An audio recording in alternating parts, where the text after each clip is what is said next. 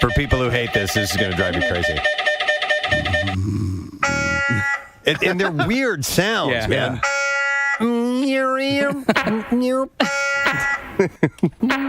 And it's not consistent. Like, it's not a pattern or anything. It reminds me of when I had a city apartment and there was a car alarm. Viper. That's one of those that did all kinds of beep,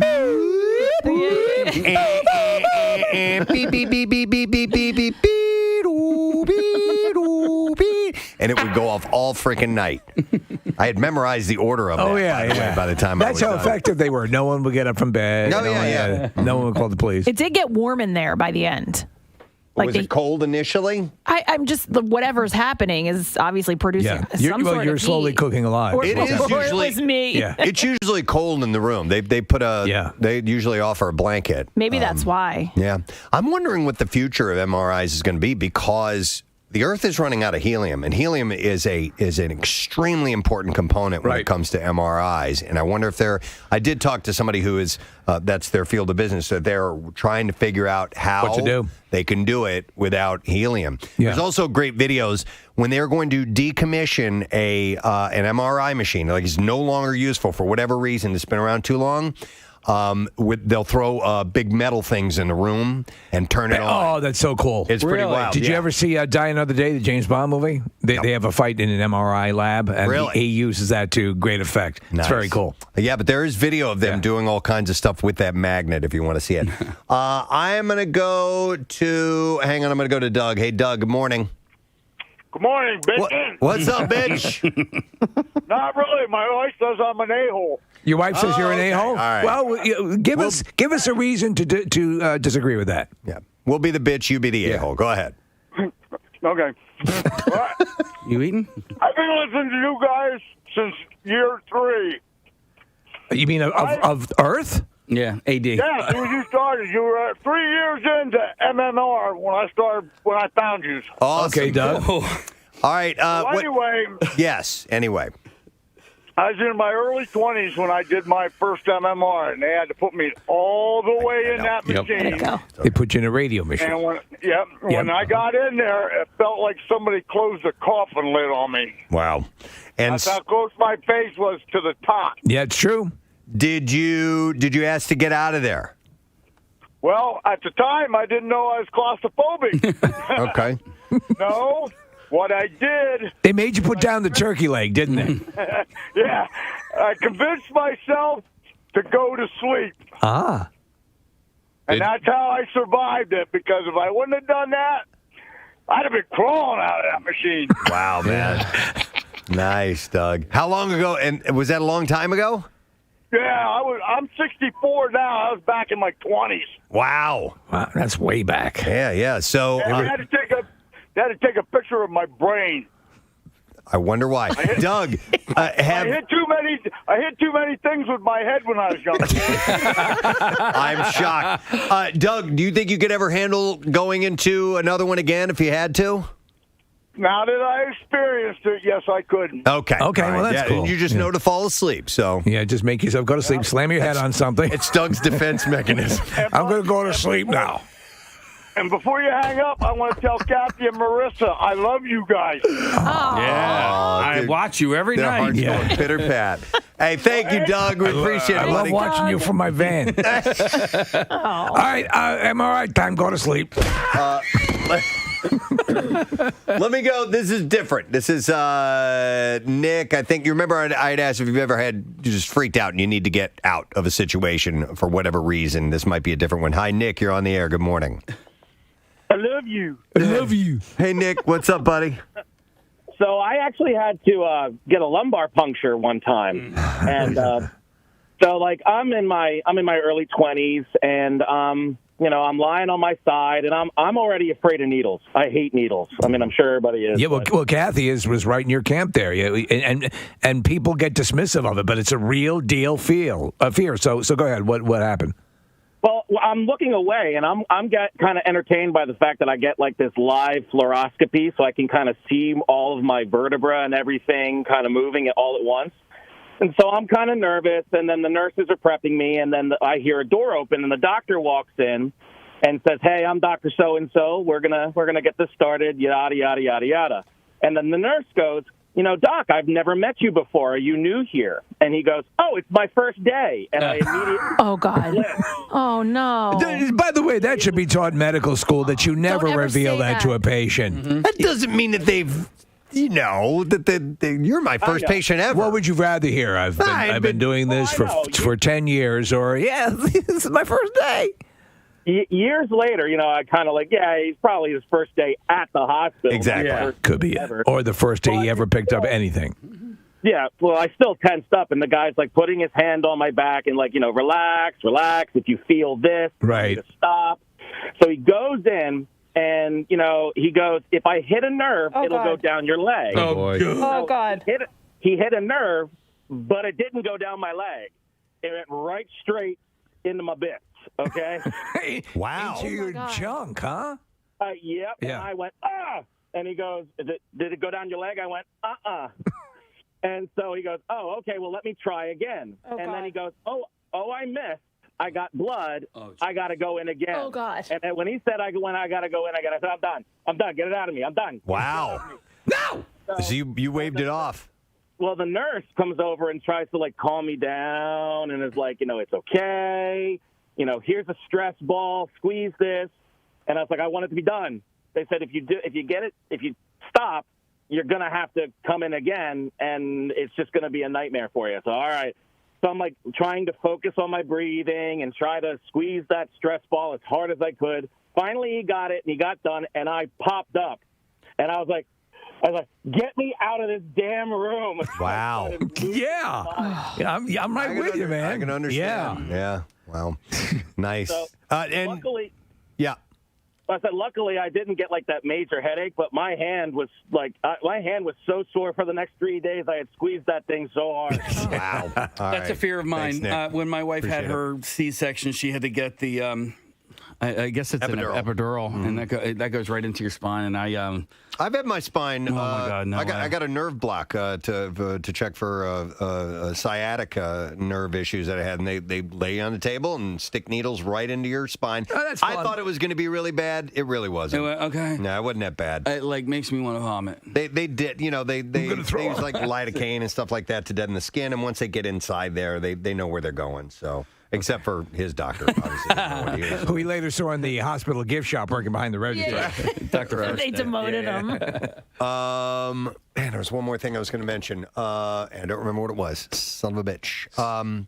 But anyhow, yeah, it can happen. You can freak out a little bit, but just try. I mean, listen, if you're claustrophobic, then it's hard. I remember what I was going to say. Have you guys ever had a dye put into your a number of times into your blood, not swallowing it. Yeah, contrast. Not into my blood. Well, there were a couple times. Actually, I have. Went for a CAT scan, and they're like, okay, you're gonna feel a taste in your mouth. Yes. When we put this through, it's wild. Yeah, it is strange. You might get this metallic taste in your mouth, and that's exactly what you get. And not only that, what they didn't tell me is I had a warming. In my genitals, which was bizarre. I've never felt anything quite like that. If you need to rub one out, go ahead. Well, it was like somebody put, Bengay on your balls. Yeah, And it came out of nowhere. They're like, okay, we're gonna put this in now, and you're gonna feel this taste, and just be ready.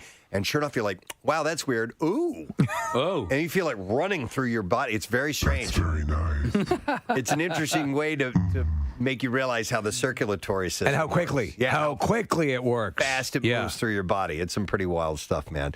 All right, well, listen, I appreciate the calls. There's a ton of them up, but we have to take a break in the interest of time.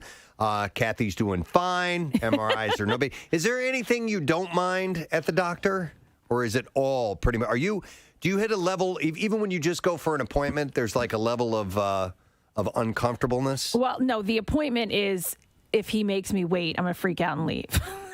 Oh, before you go in? Yes. Right. Like the amount of time sitting in the waiting room, that pisses me off. That can be stressful, no question. All right, well, anyhow. Well, thanks for sharing these stories. We do appreciate it. If you're going to an MRI today, get used to hearing this. Because it's going to be... We're going to take a break. We're going to come back in a second. I have outrageous bizarre file stories to share with you today, and I can't wait to do that.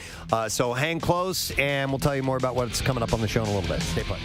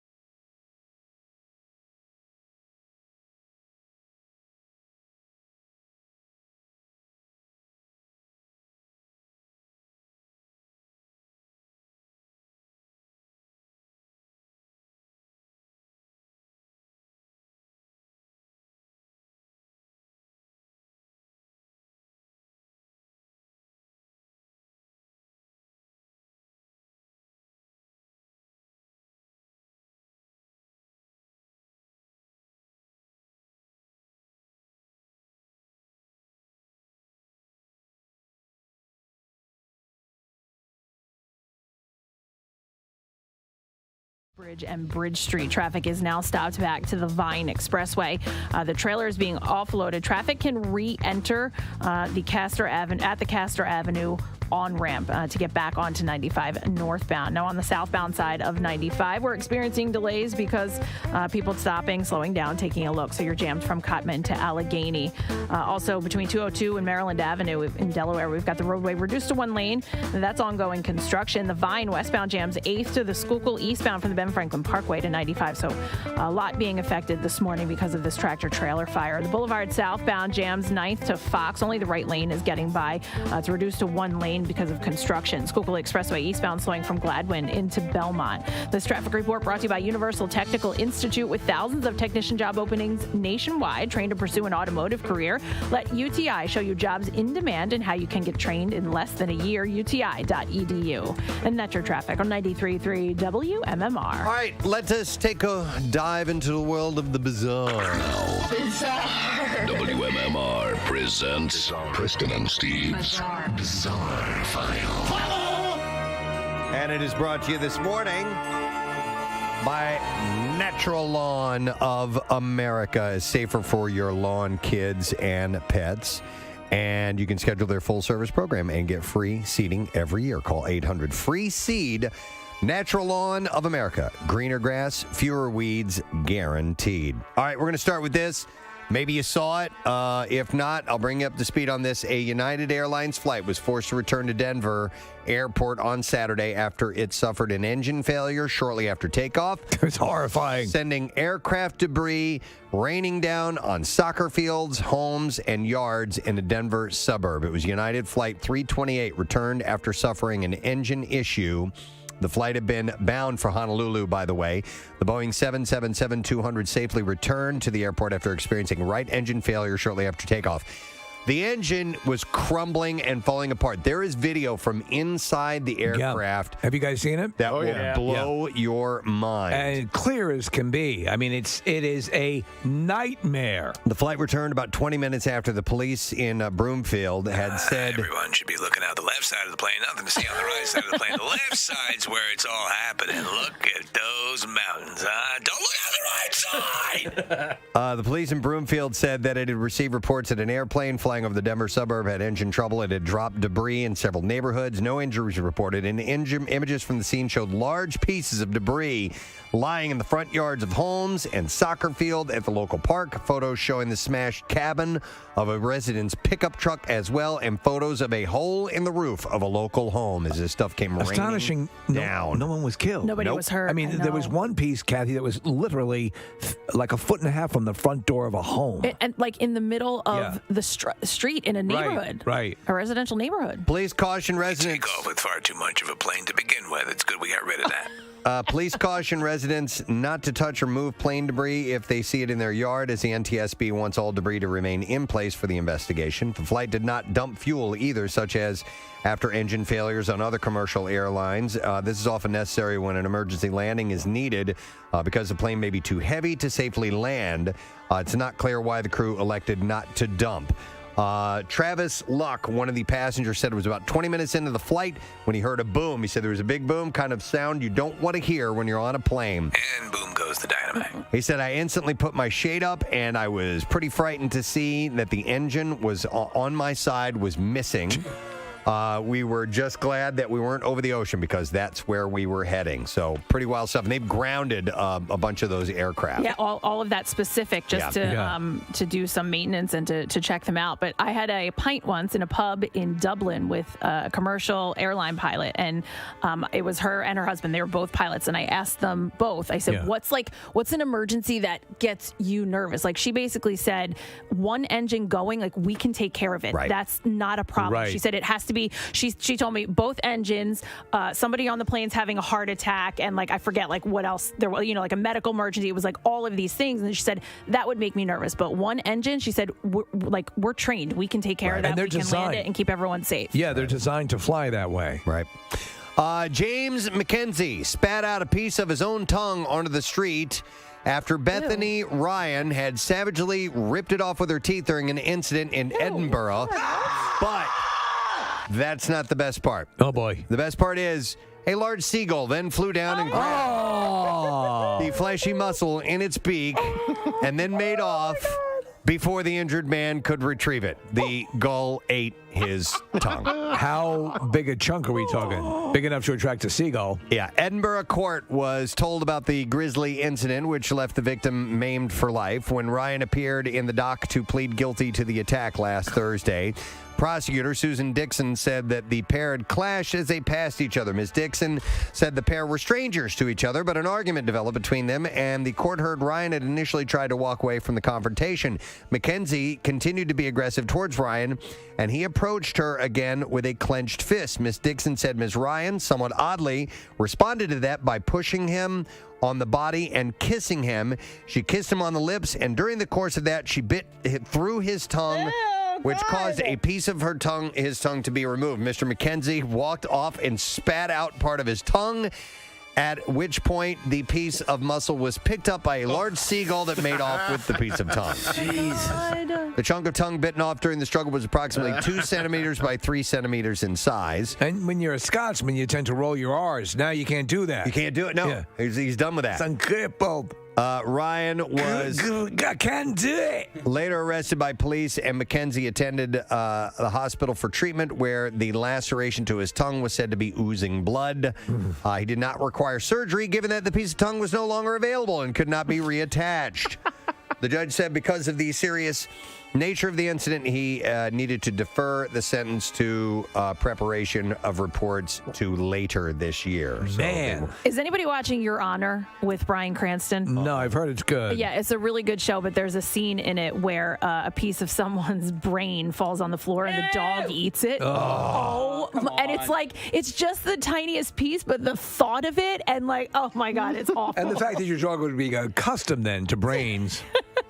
All right, and then we'll do one more story, and I got some other great ones we're going to get to later on. Well, a bodybuilder whose sex doll tragically broke just weeks before Christmas has decided to remarry, this time with a hermaphrodite chicken sex toy. A chicken sex toy? So he was married. He was married to his sex doll. So like an inflatable sex dog, or like a real doll? No, like a real doll, like not an inflatable sex doll. This time, it's a hermaphrodite chicken sex toy. If I got a woman for you. Yuri Talachko from Kazakhstan tied the knot with Margot at Yuri, this is Gene Simmons from KISS, and I'd like to introduce you to your new sex doll. He tied the knot with Margot at a ceremony attended by dozens of guests last November. However, their relationship was thrown into turmoil when she stopped working towards the end of 2020. No. In the interim, Yuri has, quote, cheated on her with a strange object, torn flesh off a chicken to achieve sexual stimulation, meaning like a fryer that you would buy at the grocery store. And he covered himself in condensed milk. Oh, my God. So he had a whole thing going on. Yeah, last week, Yuri told the Daily Star that he was considering marrying again, and he has since confirmed the news on Instagram. Mother, I've met someone. He wrote, I want to make a statement. I will have a second wife soon. As you know, Margot is broken. You also know about my experiments while repairing her. You saw a video where I play with the chicken. Someone even saw the action itself, he said. So I really liked it. I ordered a huge chicken sex toy. They are doing her right now. She will be called Lola. She will become my second wife. That's beautiful. He said, it's sometimes you can't go on once you lose, your mate. But he is. He said, I cannot wait. You will also see her soon, and you will rejoice with me. And amongst all of this, Yuri earlier said Margot, who is still being repaired, will remain as an older wife. Right. And he has vowed to still respect her. So he's a bodybuilder, right? Yes. Any chance he does a lot of steroids? I don't know. It's quite good opportunity for him. He's a hairy bastard. Look at this guy. And there you go. That's what I have. I hope the chicken likes hair. In the bizarre file for you this morning. Hey, real quick, a couple of shout-outs, if you don't mind. I want to make sure I get to these before I forget to do them. This one says, hey, good morning, it. We're listeners from Ridley Park. My son Chase is turning 16 on February 22nd, and I was hoping to get a 16th birthday shout-out for him sometime this month. I go back to when he was on, or when you were on Y100 is what they were saying, and have been a listener ever since. Thank you, and that is from Sean Lampluff, or Lamplu. I'm not sure how you said the last name, but it's his son's Chase, 16th birthday. So happy birthday, Chase. And then one last one says, good morning, it Presbo. I've never been more proud of a father than I am at this very moment. I'd like to request a shout out for my 3 special sons, Stevie, who is 8, Leo, who is 5, and Wesley, who is 2. After much practicing and determination, the 2 older boys finally can fart under their armpits. Ah. I'm crying tears of joy writing this email, but most of all, the baby finds it hysterical. This needs celebration. Thank you guys so much. Have a safe trip. And that is from Stephen Kolscher. So here you go. That's a shout out for the 2 boys who can now do the armpit fart. It's a rite of passage. And the little one who loves it. All right. And I thought I'd pass those along. All right. Let's take a break. And as we do so, I want to give away some of these movie screening passes. It's a virtual screening pass for the movie The Mauritanian with Jodie Foster and Benedict Cumberbatch. It's going to be on the 24th at 7:30 p.m. So keep that in mind. That's when you have to watch this. So we'll take callers 7, 8, and 9 at 215-263 WMMR. It's in select theaters now. It's available wherever you rent movies on March 2nd. So we'll take those callers, set you up. Be back in just a moment. Stay there. Preston and Steve.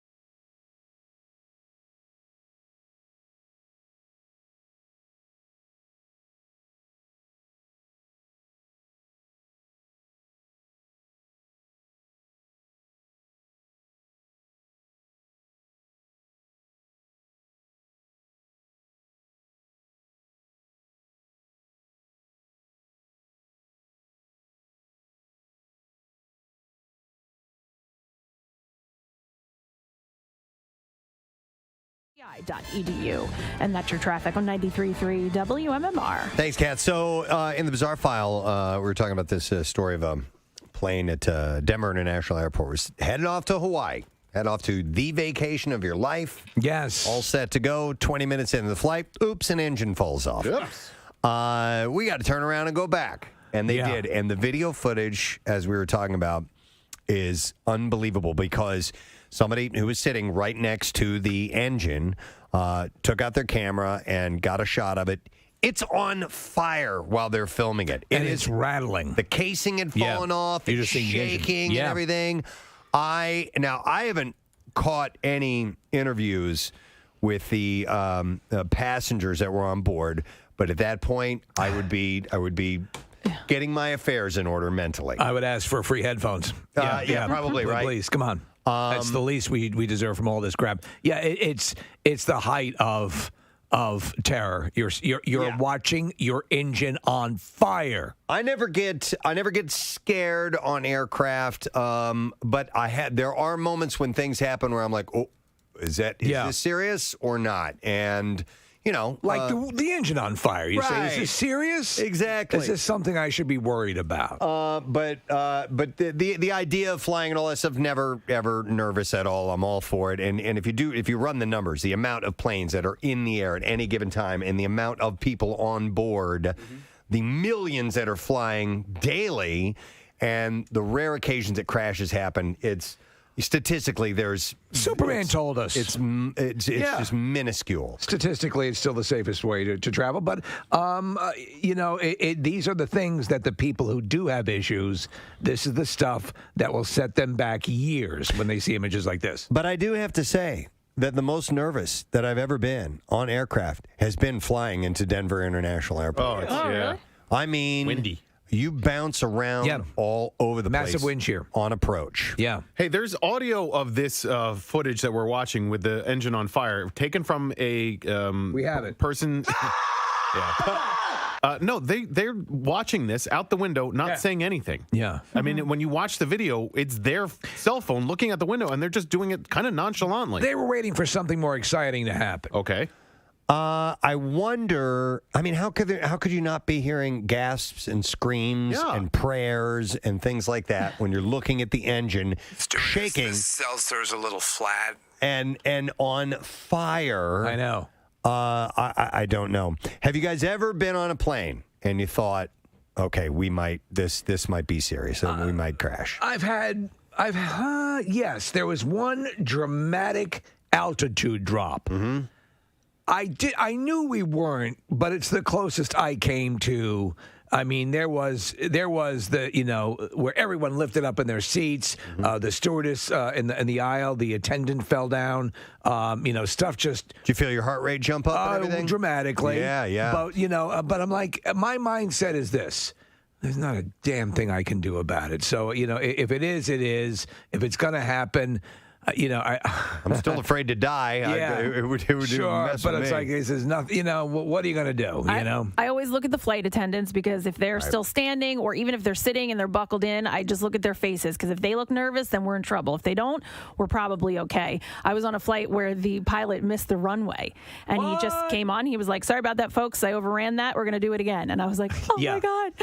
How old is he? How low did he get to? We were low. When you look out the window when you're landing, we were right there, and I did. You couldn't really tell, or at least I couldn't from where I was sitting until you felt the plane. I mean, we got really low, like almost you thought, okay, we're going to touch down, right? But I guess he was too far down the runway that he couldn't. You wouldn't have been able to stop at the end of it. Yeah, it was at Philly, and there's like that grassy grassy patch. And you want to stop at the end of it. So he went back up. We looped around, and we had to do it again. Yay! Fun. Wow. It's just been turbulence and things like that, and I actually, and when you do get into some heavy turbulence, you'll see if you look out the plane, the wings bend and everything. And so I talked to a friend of mine who works in aviation. I'm like, that scares the hell out of me. I'm like, should I be nervous? She said, look.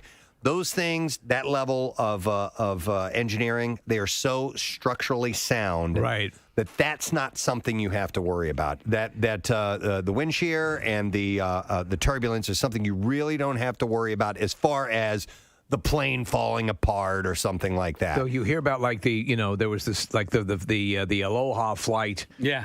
Part of it ripped off. Yeah, part of the cabin just ripped off, and people were sitting there like, we needed that, didn't we? Right. Well, I love the story. Isn't it your dad's, Steve, who was on a flight? And He'd flown so many commercial. I mean, he was flying constantly. I mean, he was a member in every one of those long distance travel clubs they used to have for Delta and American Airlines. He'd been on countless flights. That's the way basically he commuted every week. Constantly flying. He's sitting there with his business associate. They're in the plane. They're getting ready to land, and my dad hears the gears coming down, the landing gear, the hydraulics. He doesn't hear the full cycle go, and he says to the flight attendant, "Hey, just have them check up in the cockpit. It just seems like I didn't hear it engage. I didn't hear it lock. Oh, everything's fine, sir. Everything's fine. Just do me a favor, if you would. Just go up." And from we fly a lot. It just doesn't seem. His business associate was agreeing. Yeah, it didn't sound. I didn't hear the lock.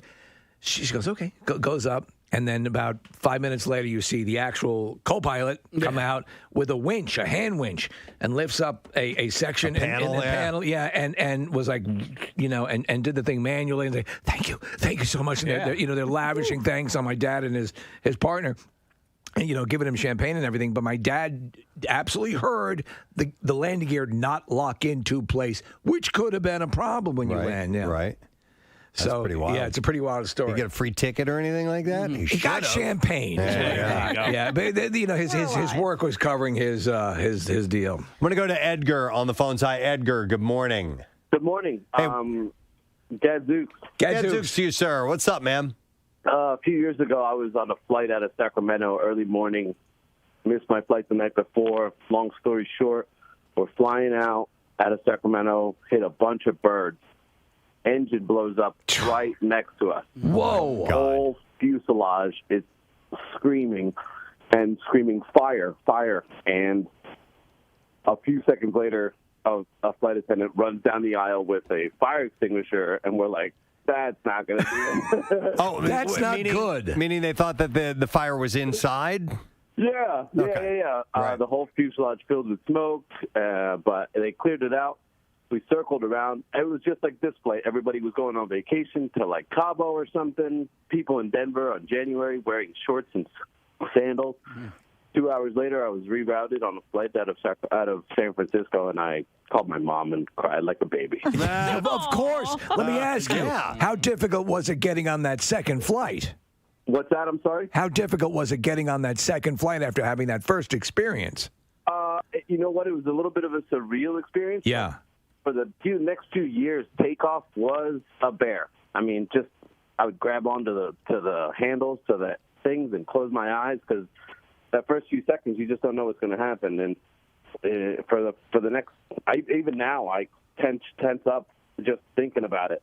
Oh, and the girl that was sitting next to me got on the flight really late, and I bartered with her for the window seat. And she's like, no, I really want the window seat. Turns out she was a meteorologist for the local news and got on the phone right away with the news people as we're circling around, and the firemen are on the tarmac chasing the plane. And she looks at me and says, you want to be on the news? And I'm shaking like a leaf, and I go, no. I don't want to talk to anybody right now. Yeah, wow. It's like Die Hard 2 when they're doing the call-ins from the plane. Yeah, man, that's one for the Thanks, man. life experience bucket. Jesus, Royce, were you going to share this, or is that why you're walking over to the microphones? Or Burnsy's coming in. Bill Burns from our sales department had apparently an incident on a plane. Did you know about this? I had no idea. I know he was trying to hijack a flight. I want to hear this story. It's maybe the reason that he was trying to hijack a flight. No, what? Hey, Bill, how you doing, man? Good morning. Good. So what happened? So last summer, my family and I were leaving from Newark to fly to London. Yeah. Okay. We get about 20 minutes up in the air, and all of a sudden we think they're starting to cook the food. You start smelling things. Yeah. Well, next thing you know, we take a hard right turn and a dive, and we're on the ground in 11 minutes. Okay. Whoa. As we're landing, I look out the window, and you're seeing the fire engines are lined up the side. Wow. They were racing us down to the end. We stopped. fire department comes on with full gear, axes, gas masks, the whole thing. Jesus. And it was panic. It was just completely crazy. But they never announced anything on the plane? They did not. They said we're making an emergency landing in Boston. All right. When did you? Well, what happened, and when did you find out? What happened? We didn't find out until after we got off. Okay. There was a seat. Actually, a seat melted. It was on fire. Somebody had their phone charging things. Oh, and the battery. The battery exploded, detonated. and literally in the front of the flight. Oh my God. There was complete flames, smoke. It was crazy. There were open flames in the holy crap in the plane. Yes, but no one never nothing. No, the pilot didn't get on at all. He did. He said we're just making an emergency landing and we'll be on the ground in minutes. And so, folks, I'd like you to check out the Sky Mall catalog. As you've seen from here, great savings. And then we get back to the hotel and you hear on CNN because it was a big deal.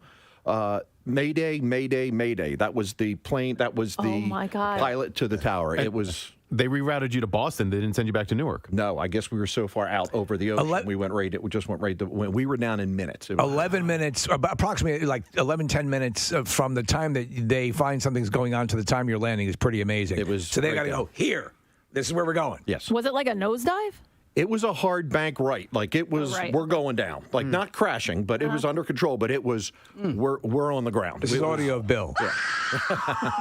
Did you get free tickets by any chance? We did not. Oh, come on. They put us there for a day. I actually.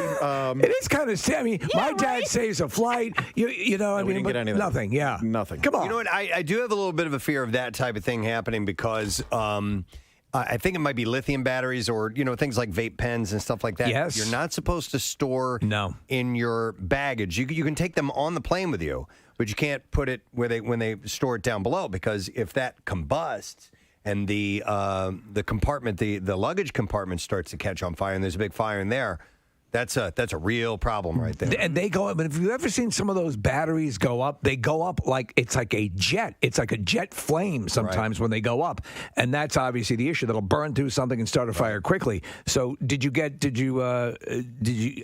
made the news? Did you get any recordings of it? Do you hold on to it like little keepsakes? I can show you the seat, what it looked like. I mean, it was no kidding. It was completely melted. Wow. Yeah, okay. Yeah, I want to see that picture. I've melted a few seats after a meal or two. Yeah. Bill, what did you say to your family while all of this was happening? Did you guys have? Well, we actually weren't sitting next to one another, so we were all kind of scattered because flying overseas, everybody. I'm gay. The woman next to me was completely panicked. Oh my God! How could you not be? Here. I need to get out of here now. And it was. Where are you going to go? Are you going to jump out? Well, once we got to the ground, they wouldn't let us off. Oh, I'm surprised they didn't deploy the slides. No, they. I'm telling you, it was like. It was like a movie. The fire engines were just coming right down the side. They brought the stairs right up. The guys ran right up with the axes and the picks and axe and picks and all that kind of stuff, and then they got it under control. Wow. I mean, you've got to be overly cautious, but I don't know what constitutes or what warrants the dispensing of those slides. I guess once they had it under control. Yeah. All right. Thank you, Bill. We appreciate it. I want to see that picture of that seat, by the way. Here's a text says. My family and I nosedived 10,000 feet on a plane from Philly to Las Vegas when I was 10 or so. People were hitting the ceiling. Yeah. Someone had hot coffee, spilled all over them with serious burns. It was nuts. We made an emergency landing in Pittsburgh, switched planes.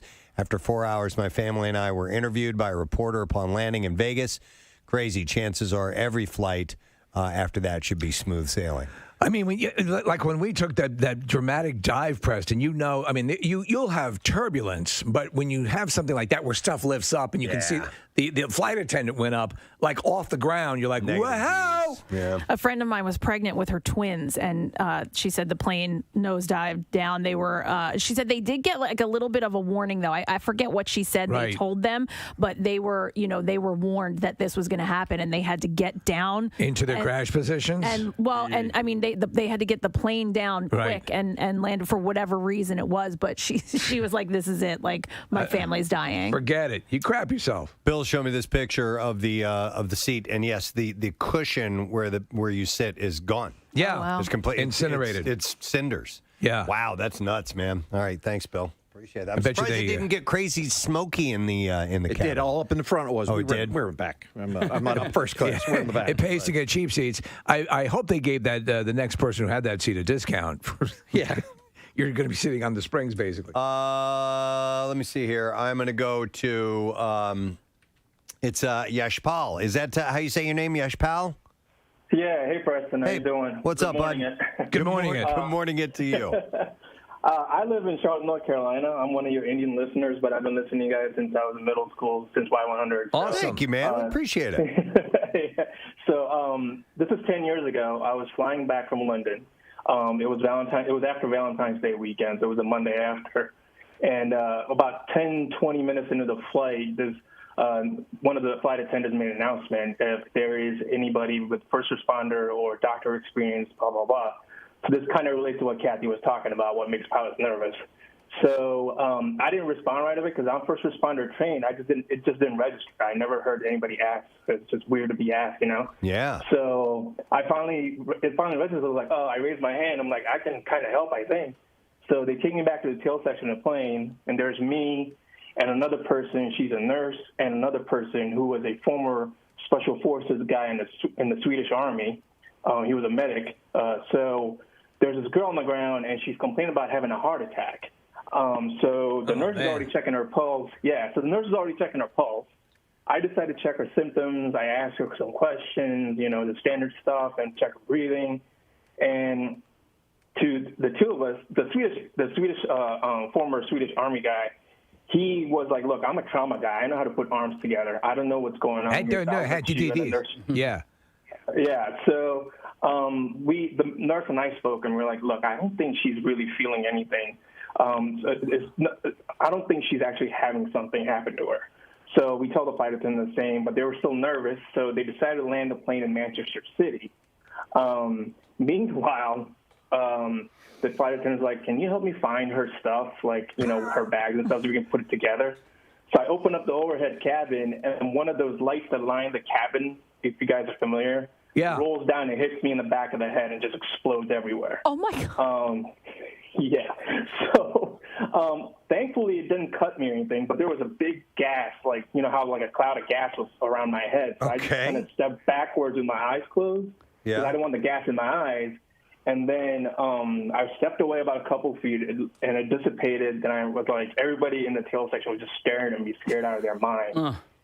And I'm like, guys, it's okay. I'm fine. There's no cuts. Don't worry. The flight attendant was nervous. I'm like, it's fine. We're good. I got a hard head. So then we gather her things. We land in Manchester. The EMTs come on board, and they look at, everybody's deplaned except for me and the couple of people that responded. And the EMTs come on board. They look at the scene. They check her. One of the guys like, what the hell happened here? And imagine being asked that in the English accent, which is kind of funny. Right. Imagine it that way. Right. And I was like, how'd the light roll down and exploded? They started checking me, and they're like, oh, you're fine. I'm like, yeah, I'm good. And then what's going on with her? And they're like, I don't think she's really suffering anything. So take her off the plane. It was just a panic attack? Yeah, that's what it seemed like, right? Yeah. So they take her off the plane. I'm sorry this is a little long, but there's about 10 seconds more of the story that's very interesting. So we take off, and we all sit in our seats. The Swedish guy comes up to me, and he's like, look, man, I think she was talking to somebody before we boarded the plane, and, like, it was really weird. I'm like, do you remember what he looks like? And so he's like, yeah, I think so. So he finds the guy. Turns out he was a pastor from somewhere in Western Africa, and he was flying to America for a conference. And he told us that the girl had just broken up with her boyfriend, and she was crying her eyes out before we boarded at the gate. So he went over to talk to her and comfort her. So it seemed like she was just completely destroyed emotionally. Okay. And she did not want to leave England. So then she just kind of came up with this whole, I'm having a heart attack, or I'm having a panic attack, or I'm allergic to something. It was crazy, man. So she pulled that maneuver to get the plane to go back, and then caused all this other crap for all the other passengers. Wow. I assume you've got to be liable for. I mean, that's a criminal act. I mean, if you're faking, obviously you're more than welcome to have a heart attack legitimately. But if you're faking that, do you know what came of that? Did they ever prosecute her for anything? I don't know what happened at the other end of that story, but the attendants were asking me like if they could help me out about what do I need, blah blah. I'm like, I'll take the beer and the ice cream in the tall glass. Right. I'll put the rest in a gift certificate. Yeah. All right. Yep. So I got hammered for the rest of the fight. That's what I know. Nice. Yeah. So you win. All right, Yashpal, thanks for the call, man. We appreciate it. Jeez. Yeah, take care. See you later. As he was telling her story, maybe it's a topic for another time. If you've ever actually, because he gets hit in the head and everybody's looking at everything, if you've ever actually had to say the words, "Show's over, folks." It's done. All right, everybody. Nothing to show's see over. here. Nothing to see here. Yeah. All right, everybody get a good look? Good. All right, we're fine. All right, so this is completely different. I'm going to go to somebody who's taking a flying lesson. I'll go to Jack. All right. Hi, Jack. You're on the air. Good morning. I am the god of hellfire. And I bring you fire. What's up, Jack? I used to be I used to take flying lessons when I was a lot younger. I was like 14, 15. Mm-hmm. First flying lesson I ever took. So my mom's on the tarmac watching me take off, and we're just getting off the ground, and I tap the pilot on the shoulder. I'm like, "Hey, my door's open." And he's like, "What?" I was like, my door's open, and he goes, "Oh crap!" And he leans over and grabs my door, and as he leans over, he turns the yoke, and the whole plane goes like 90 degrees, so the wing was almost like touching the runway. And meanwhile, my mom's like listening to the radio, watching me, and she's like, "Oh, that's my son up there. Oh my god!" That's great. Wait a minute, Jack. So when he leans over and his leg hits the yoke, and does the plane dip in the direction of the door being open? Like just like it was my side. Oh my god! And, I guess I don't know. Gravity or whatever kept me from falling out or whatever. Were you strapped in? Did you have a seatbelt? No, I was wearing a seatbelt. Okay. Still, you don't want your door open while you're leaning over. I think part of is it like that? The first things they say in lesson 1, close your door. Shut the door. I love that your mom's like, "That's my son up there." Oh my God! See him? He's hanging out of that aircraft. Yeah. Wow, dude, that's a hell of a story. All right, thank you, Jack. Appreciate it, man. Have a good one. It's a different kind of I thought I was going to die on a plane story. Wow, interesting. Loads of calls, but we got to take a break. But listen, if you have not seen the footage of this yet, I've never seen anything quite like this when it comes to somebody, a problem on an aircraft and a passenger getting video. This jet engine is falling apart and is on fire as they're trying to get back to the airport. It's pretty wild. Yeah. Take a look when you get a chance. And they've grounded those aircraft until they take a look at all of them and make sure that their engines can stay together. That's a good idea. All right. We're going to take a break. When we get back, a lovely young woman will be joining us. Her name is Leah Hatsakis, and we met her when we were in London. And she does some really cool YouTube videos. And we haven't talked to her in a long time. And our name came up in one of her videos. This is from an older one. But we're like, hey, let's check in with her. So we'll do that when we get back. Stay put. We'll return shortly.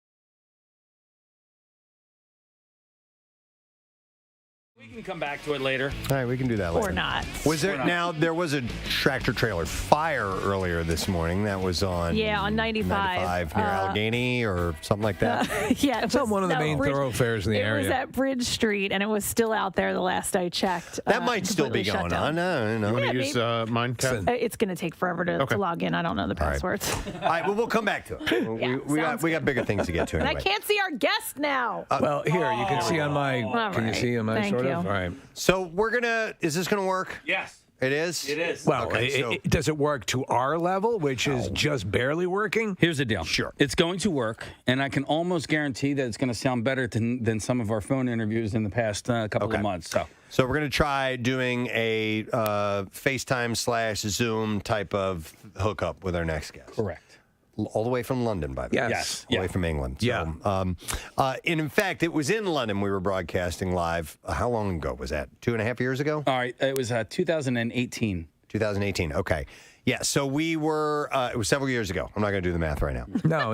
It was 4 years ago. October 2018. So about 12 years ago. 2.5 years ago. And so we were broadcasting from London, and we wanted to get some local flavors. So Casey had gotten in touch with our next guest to come by and visit her, and her show partner stopped by, and we had a great conversation. And not that long ago, we actually came across some audio of her referencing us. Should I play that clip first, you think? Yeah, because we had such a major impact on her and her life. Clearly. Is that what it Set was? her off in a completely different direction. Yep. Yeah, so we saw this on her YouTube channel. Can you do your best American accent? By the way, she's English. She's asking for people to try and fake an American accent, and then she stumbled across these guys. Certainly. What do you need? Oh, you're American? Yeah. Oh, you do? I was like, there's no way. Where are you from? Philadelphia. Philadelphia. Oh, I was on the Preston and Steve show. Do you know? Oh, yeah. So I was big in Philadelphia.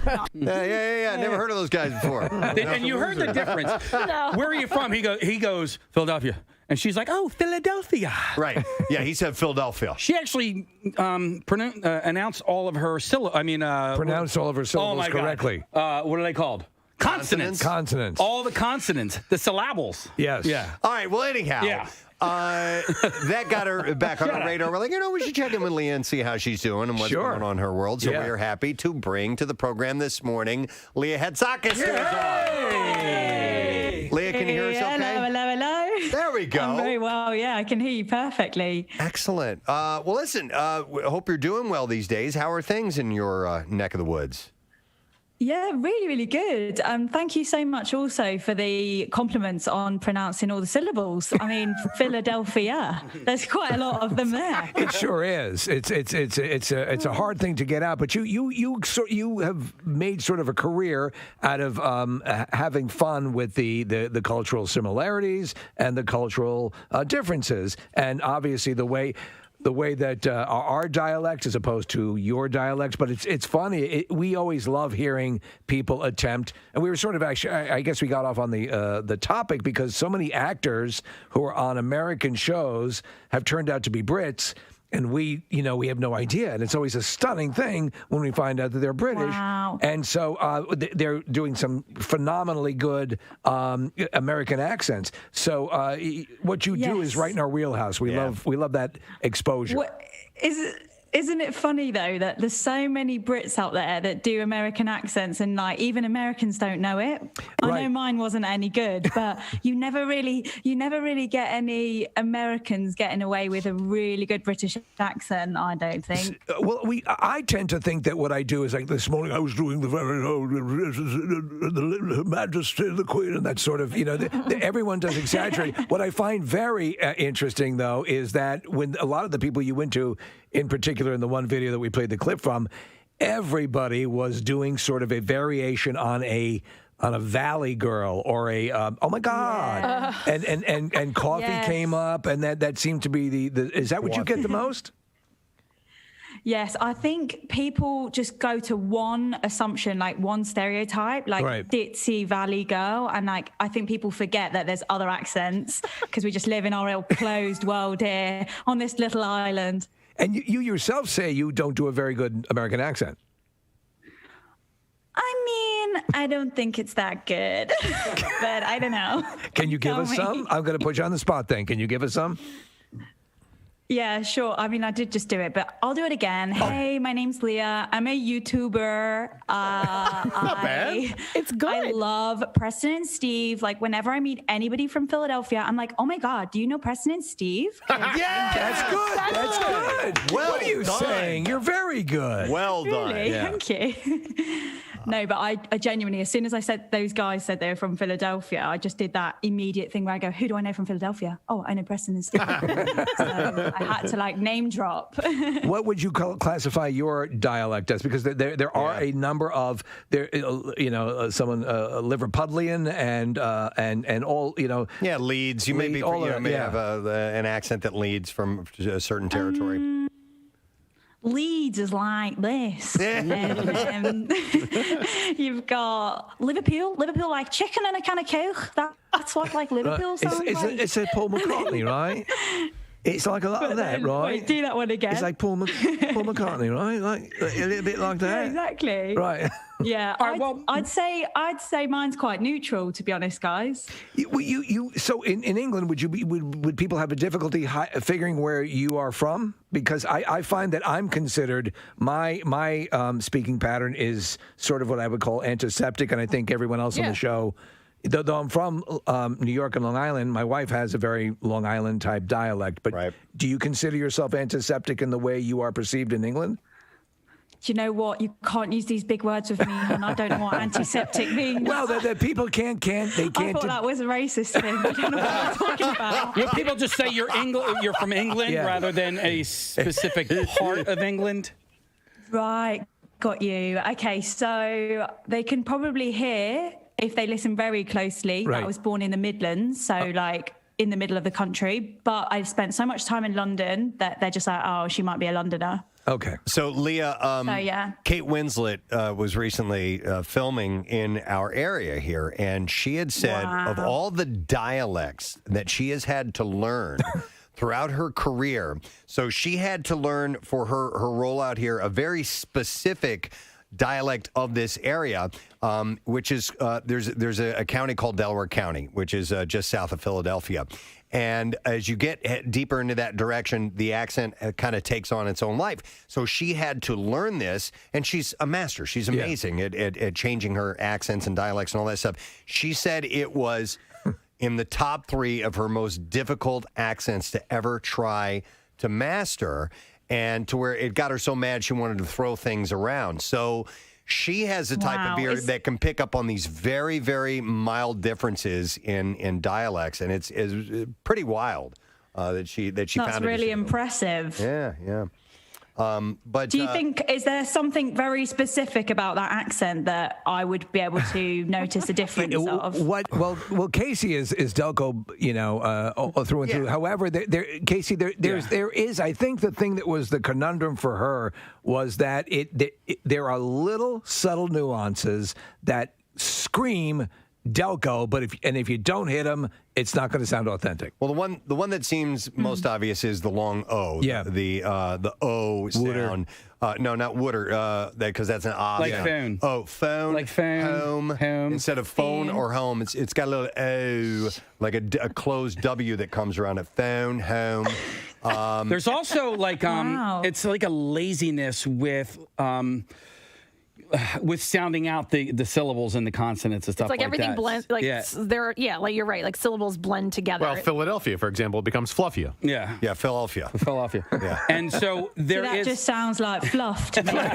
You're exactly right. But there is this girl who on Facebook, she's from the Havertown area. She took that trailer that HBO released, and she went I'm telling you, like second by second, and would like pause. She goes, okay, she did this right. She didn't do this one right. And I mean, she really dissected it. I'll have to show you guys, but it's really, pretty spot on. Well, who do you think, Leah? Who do you think, as far as British actors that are doing American dialects, who do you think really is at the top of their game? Oh, the top of their game. Yeah, I mean, just you know so many. There's this guy, and he was in Gossip Girl. What's his name? Oh, he's like bizarrely good looking, almost like scary good looking. And I had no idea he was British. Yeah, that dude does a solid American accent. He does a good one. Who else? Is it right for us to feel like we're like, it's almost like, it's not like we're pissed off. It's like, are you kidding me? How are they? You know, because it's easy. You guys could easily infiltrate us and take the country back again. I just think you don't get enough exposure to British telly. That's got to be it. So we see so much American TV. You got kids just watching it, and they're just absorbing it from a young age. Yeah, I signed up for a thing called. Whereas all you get is like Bridgerton and Downton Abbey, and they're like, "Ooh, to the Queen." Right. Yeah, it's true. Leah, when we were over there 2.5 years ago, we had so much fun. It was really great broadcasts for 2 days, and obviously the reason for going was the Eagles game. But we've been talking about it ever since and wanting to get back. And London is obviously London. But where would you recommend Americans go to see England outside of London? Oh, definitely the Cotswolds. Get out into the countryside, see some beautiful little English villages. Amazing. Oh, you'll absolutely fall in love with it. Just go on Pinterest, babes. Yeah. Pinterest will get you where you need to go. I have fallen in love with a show on Apple TV. It's called Ted Lasso. I've actually watched the entire season 3 times. Have you watched it? Is this the guy who does? Is it Cornwall? Well, he's in Richmond. I don't know if he's the manager of a football team that's called AFC Richmond. I don't know. I know that it's not a real team out there, so I don't know if he's actually representing an area that actually exists or not. But regardless, the amount of different accents you hear on that show, like there's a guy named Roy Kent, and I think his dialect, he's the type of guy who pronounces his THs like an F. I don't know. Yeah. Okay, so where would that be from? Yeah. Do you know what? I think it happens. It kind of happens all over. It does, okay. Yeah, you might. Like the word smoothie. Someone might be like smoothie. Yeah, instead of nothing, they say nothing. That's right. Like, it kills me. In the movie To Sir With Love, I don't know if you remember that old movie, but there's a lot of that. The TH becomes the F.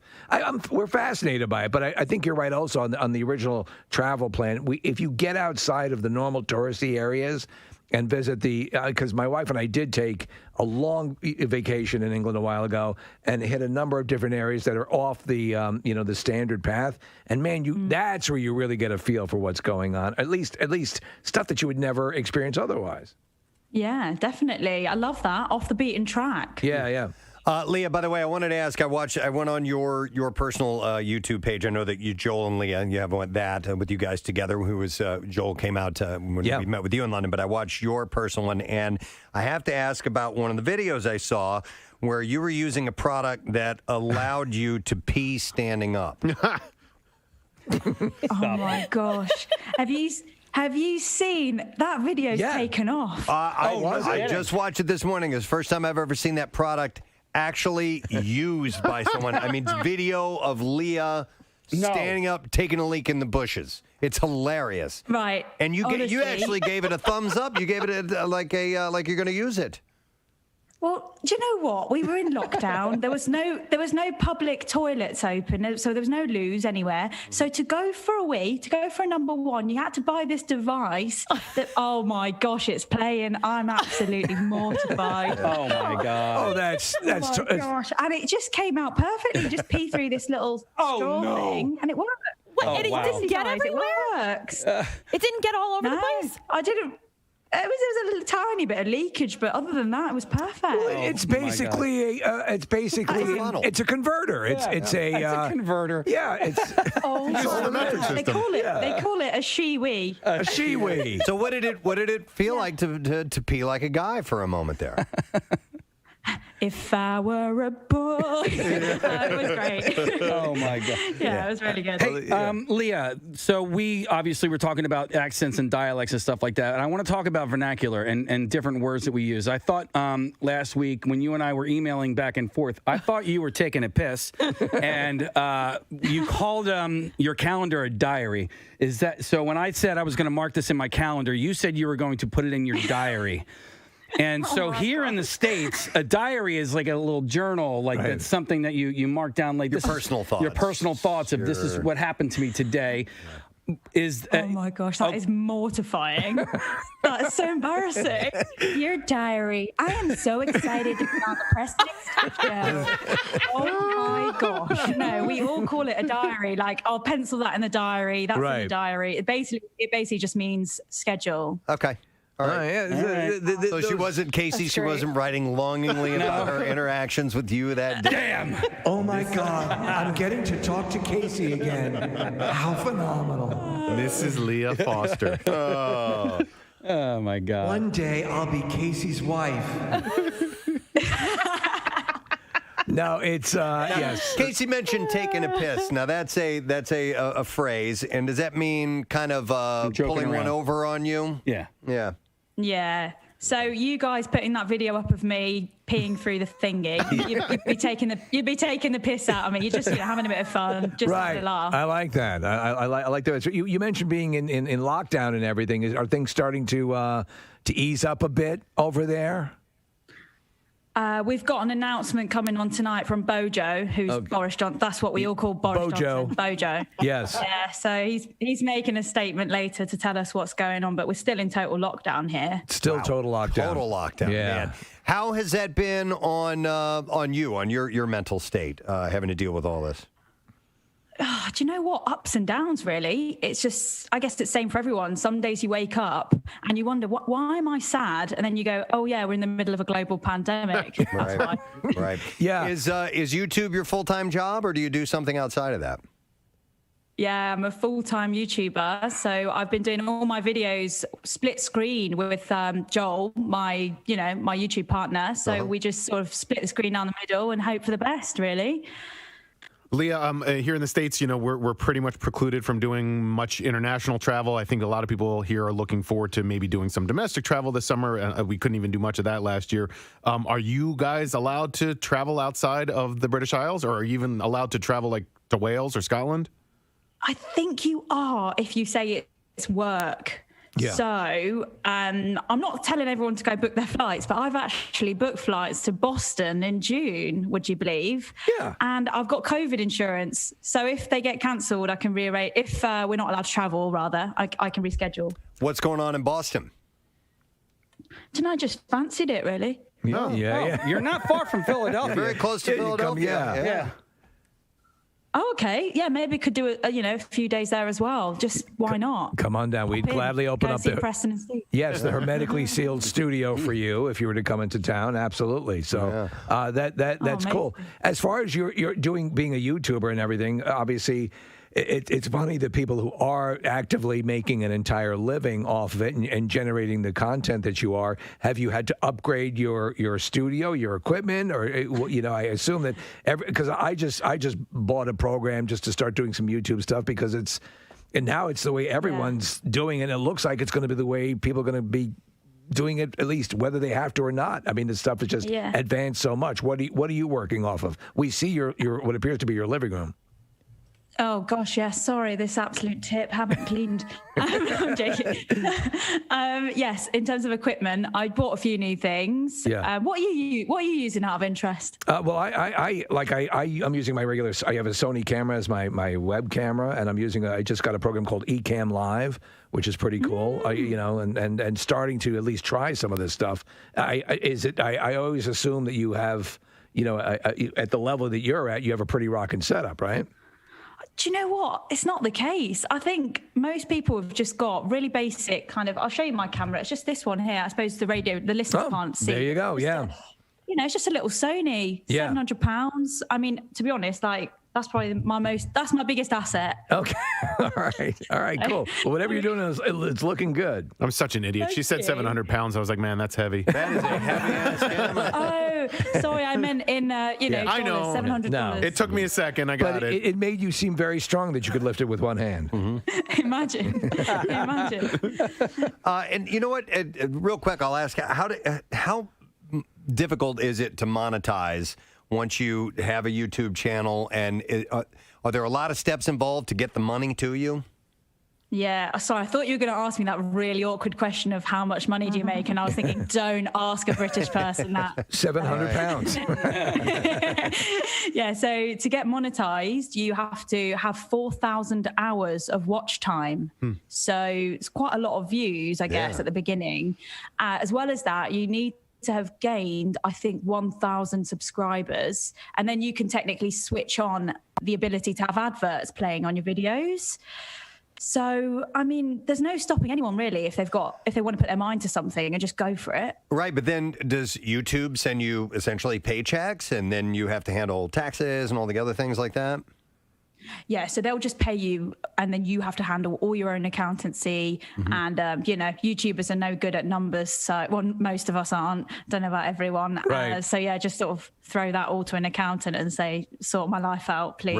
Right. It's pretty wild how the machine works. I mean, I have a YouTube channel. I just do these drum covers just for fun. These videos that I make. And you pee in the bushes. But you can. That's next. But you can break the metrics that they can break down as far as the people watching, who's watching, how often, what time. What types of people, how many engagements. It's it's ridiculous the amount of stats that are available. Do you get caught up in analyzing all of that stuff? Yeah, I do, because people ask. They go, how many males have you got? How many females you got watching? What's your biggest age demographic? So you end up looking, and the kind of biggest age demographic I've got is 25 to 35-year-old females from majority the US. Okay. Yeah. Is that right? Yeah, because we knew you were. Well, that's how we sort of found out about you. Well, yeah, somebody had emailed me and said, hey, if you're going to be over there, you should check out, Joel and Leah. I wasn't aware of them, and we were looking for, we wanted to, we were looking for guests out there. And so it was somebody from our area who was like, you really need to look these guys up. Yeah. I have to imagine. So, listen, so you have a lot of females. You probably, do you have a lot of queries from male listeners who want to perhaps find out more, get together with you? They think you're hot. Yeah. Is that something? Right. Yeah. Yeah. You know what? The male demographic's like 40%. So it's not that far off females. It's not like I'm in the 90% female reach. Right. Do you know what Yeah, and, I guess they do sort of email me and that, but creepers too, right? Do you get people who are creepers? Okay, I've had a few. Don't get me wrong. But for the most part, pretty respectful? No, everyone's lovely. Yeah, Right, it's nice to have a little community online where you're just like, we feel like we know each other, but... Well, now that you've been seen peeing in the bushes, they know you a lot better, so you're... You've seen it all. Any more products like that you're planning on testing out? Is there one for poop, where we can all stand up? I don't know. There can't be. Oh, my gosh. That's if disgusting. you guys know of any strange products, then, drop me a line, because I can try them out, and they seem to be getting views. So. Yes. All right. Yeah. Man, we'll send you an entire list. I'm just scrolling back through your Instagram, Leah, and there's one from 35 weeks ago where you I'm just going to quote you. It says, "Thankful for no camel toe that day." Oh my God! And it's at Leah Hats. So you'll poke fun at anatomy, I suppose. Oh my gosh, I can't believe that. I don't even know what picture it was, but yeah, always thankful when there's no camel toe. Absolutely. And so you should be. Stay grateful, stay blessed. I woke up today, no camel toe, babe. We have all sorts of, like, for example, in the States we refer to it as a ninja boot, moose knuckle, the whole, Yeah, you guys don't have moose over there, so. Right? So it'd be foreign. Yeah. Got no idea. All these great things you can add to your lexicon when you're talking about it. Have you ever seen a moose by any chance? No, is that an animal? Oh my gosh. So when you go to Boston in June, you should maybe hop over, or up, I should say, to New Hampshire and or Vermont, and you might be able to see a moose. It is so you've never actually even seen a moose on the internet. Oh, right, no, I've just Googled it. I've seen one of them on the internet, but never I've seen one in real life. Well, listen, there are very few people who've actually seen a lot of it. Yeah. And they're a majestic Honestly. go. The moose knuckle is really something to behold. Yeah. In the morning, there's still dew on it. June. Yeah, it's amazing. Wow. Okay. Well, listen, we thought it would be fun to check in with you, and turns out it was fun. Yeah. Checking in with Leah, You're which awesome. Which is excellent. So good to chat. Yeah, and listen, if you do make a trip to the States and you're on the East Coast, please try and plan to come and see us. That would be wonderful. And give Joel our best too, please. Okay. Will do. Thanks so much, guys. Take care. See you Absolutely. soon. You too. Bye. Make sure you check out Leah, guys. Yes. On YouTube, Leah Hatzakis, spelled Hatzakis, or you can check out Joel and Leah as well.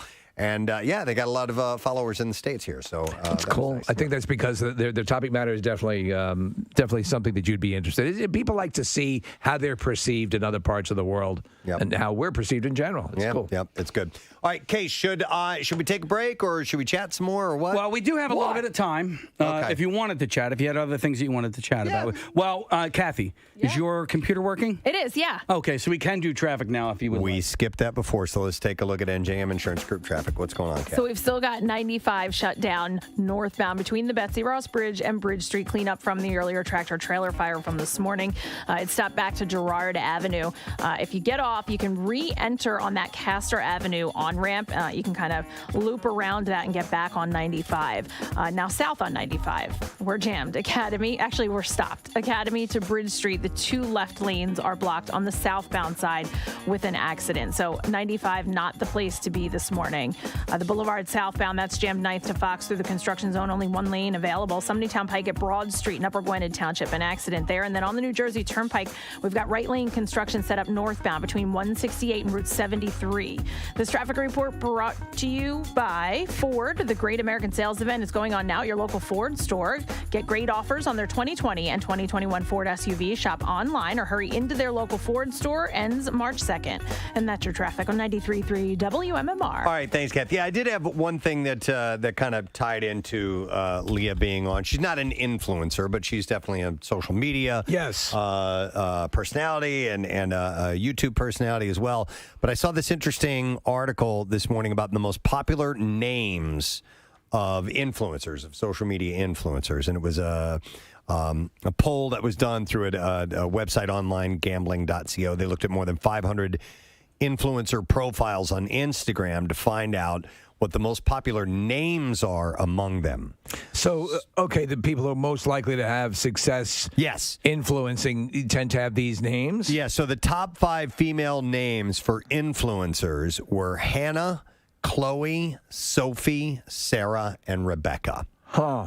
And Hannah and Chloe were the most common, with 50 influencer profiles associated with each time.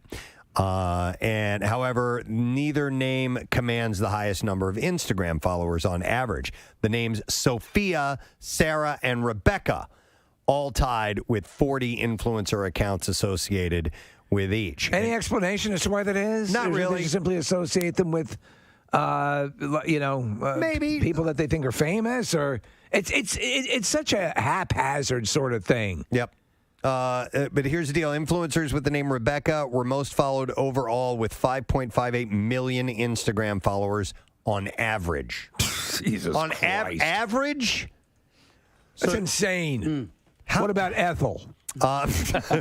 There needs to be more Gladys. Ethels. Sophie with 3.38 million followers on average, while Sarah had 1.79 million followers on average. How my name is Ethel. You really need to try this douche. I'm wondering how they take off, how it happens where it just boom starts. It's got to be harder than ever now. You've just throughout the pandemic, I guarantee you've had an exponential increase in the amount of people providing content. So how do you rise to the top of that? Yeah. Now, we know for a fact that YouTube puts its finger on the scale for certain things, and like Leah was talking about, monetization. They'll demonetize sites. They'll also minimize sites.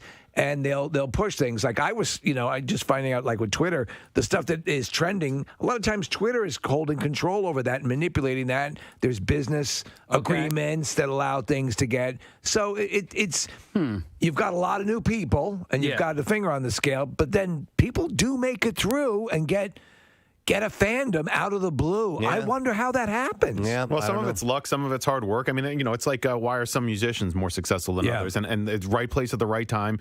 But I mean, if you want to try to understand Instagram and work it, you can. but the algorithms are always changing. Sometimes, Steve, like you were just talking about, they can work against you despite everything that you've tried to do. So, I mean, my girlfriend's an artist, for example, right? She's an independent business person, and she uses Instagram to support her business. And some days it works great for her, and other days it completely blows up in her face, and she doesn't get the views that she's used to. It's this, and on top of all of it, it's new. I mean, this is a new economy based on a technology that has not been around for that long. And so nobody quite understands why some things work better than others. And that's a lot of the reason. A lot of times where the content providers just get furious with YouTube, get furious with Instagram, get furious because there's no rhyme, or at least no set rhyme or reason. It keeps fluctuating. And stop and think about it. If your whole livelihood depended on that, if you've converted it and gone all in, and it could be eradicated with, one way they have the algorithm pointing, you're going to go out of your mind. Yeah, but I guess I don't know if there's anything you can do about that. Change your name to Hannah. Yeah, clearly. Right. Yeah. Or Sophia. Or Sophia. Hannah Sophia would be the perfect name to have. That's going to be my new YouTube name, Hannah Sophia. So for males, the top names among influencers were Jamie, Jack, Eric, James, and Wayne. Jamie and Pud. Jamie was most common, but didn't command the highest following on Instagram. I don't know who did that. I got to guess maybe Wayne. Do we have the stats on who currently has? I mean, years ago, you could say somebody like PewDiePie or whatever had a was at the top. But which social media platform? Let's go with YouTube first. Who has the most YouTube subscribers? Still PewDiePie. Still PewDiePie. No way, really? Yeah. I don't even know. Is he a gamer? I don't know what he does. Okay. 2,110,000,000. Yeah. Results, it says here. What does that mean? No, that's not how many followers he has. He doesn't have 2 billion, does he? No. All right. Anyway, Nick's looking all that I think he probably has 6 billion. 6 billion. Oh, he has the entire world. Yeah. He's an individual. Some of these other ones are like conglomerations. Okay, so which individual person has the most YouTube subscribers? It's PewDiePie. That's what I'm saying. There are others who have more than him, but they are not individuals. So T-Series, YouTube movies, and music. 108 million. Sorry. That's insane. 108 million is what he's got. 108 million. That's a lot. And that's on YouTube, yeah. So, and that's where you're making direct money from that. And that's why they can sometimes. when they do crazy money. Well, when they do charity fundraisers, like they can raise a couple million in split seconds. It's crazy how much of a reach they have. Who on Instagram? My daughter watches a lot of YouTubers. I don't know which ones now that she's into, but does she subscribe to your channel? Like when a new video comes out, like she knows when it's going to happen, and tries to be one of the first ones to watch it because that's a thing too. Is it? Oh my gosh! Okay. Really? First to comment. Yeah, stuff like that. If you're within the first, it's kind of a deal, I guess. So. Oh, I still get the alerts on my phone just so I know what he's watching, and I'll get the updates that so-and-so whatever has released a new video or it's coming out in 2 days. I get my notifications. There's a fair amount of stuff that I subscribe to. That it's mostly all movie related. It's all and geeky stuff. Oh, ours is all people playing video games. I just he loves it so much, and I just don't get it. And these people have the one guy that he follows, I can't remember his name at this time, but the guy, that's his life. I think he was a former soccer player or I don't know, something biking or something like that. And then he had a real job before this. I guarantee you. Semi. And now he plays video games with his 2 young sons, and the guy is a millionaire. Well, have you watched? Did you watch Mythic Quest? The Rob McElhenney. There is a kid in that series who is basically he is the one. They need that kid to give the thumbs up to the game, right? Or else it's over. Hey, we got our own YouTube star sitting right across the glass over there, Nick Murphy. Yeah. They got, Murph, can you come in here a second if you don't mind? Come on. kind of slum it for a bit on the radio. Yes. If you don't mind. And you better have a plane story, too. While he's walking in, I just remembered who it was. It's FGTV is the one that Jace follows, and the guy that he was a former something and now is a YouTube star. Right. And he just plays video games with his kids. He plays with his kids.